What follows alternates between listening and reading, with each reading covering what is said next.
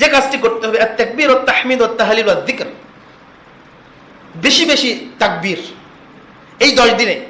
আল্লাহু আকবার, আল্লাহু আকবার, তাহমিদ আলহামদুলিল্লাহ, আফজালুদ দুআ আলহামদুলিল্লাহ, সবচেয়ে শ্রেষ্ঠ দোয়া হলো আলহামদুলিল্লাহ। আল্লাহ বলেছেন লাইন শাকারতুম লাআযীদান্নাকুম, যদি আমার নিয়ামতের শুকরিয়া আদায় করো আমি বাড়িয়ে দেব, অবশ্যই বাড়িয়ে দেব। ওয়া ইন কাফারতুম ইন্না আযাবি লাশাদীদ, আর যদি শুকরিয়া আদায় না করো তোমাদের প্রস্তুতি রয়েছে জাহান্নামের আগুন। অতএব শুকরিয়া আদায় করবেন, যা আছে তাই নিয়ে শুকরিয়া আদায় করুন, আল্লাহ বাড়িয়ে দিবেন, এটা আল্লাহর ওয়াদা। এই ব্যাপারে আপনাকে মনোযোগী হতে হবে। তাহলিল লা ইলাহা ইল্লাল্লাহ, এটা আফজালুজ যিকরি লা ইলাহা ইল্লাল্লাহ। ওদিকে বললাম আফজালুদ দুআ আলহামদুলিল্লাহ, আর এখানে বলা হচ্ছে আফজালুজ যিকরি লা ইলাহা ইল্লাল্লাহ।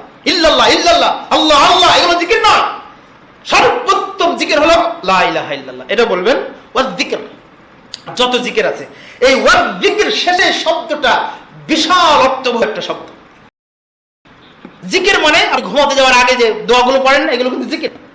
রাসূলুল্লাহ সাল্লাল্লাহু আলাইহি ওয়াসাল্লাম বলেন, যদি কোনো ব্যক্তি ঘুমাতে যাওয়ার আগে সালাতের ন্যায় ওযু করে, তারপরে যে জিকিরগুলো আছে এই জিকিরগুলো পড়ে ডান কাতে শুয়ে থুতনি বা চাউলের এই ডান চিবুকের নিচে ডান হাত দিয়ে শুয়ে যায়, ঘুমিয়ে যায়, যতক্ষণ সে ঘুমিয়ে থাকে একজন ফেরেশতা তার জন্য দোয়া করতে থাকে, আল্লাহুম্মা গফিরহু, হে আল্লাহ এই ওযুকারী ঘুমন্ত ব্যক্তিকে তুমি ক্ষমা করো।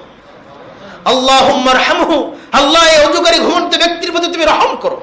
আল্লাহুম্মা তুব আলাইহি, আল্লাহ এই ওযুকারী ব্যক্তির ঘুমন্ত ব্যক্তিকে তুমি তার তওবাগুলো কবুল করো। সুবহানাল্লাহ। এটা ইবাদত নয়? ফেরেশতা আপনার যে দোয়া করছে আপনি ওযু করে ঘুমালে, এই সামান্য কাজ কেন আমরা পারবো না করতে? শুধু আমাদের নিয়তটাই বিষয়, আমার আন্তরিকতাটাই আমাকে বলে দিবে আল্লাহ কতটুকু আমি আল্লাহকে ভালোবাসি। এই জিকিরগুলো আমরা করব।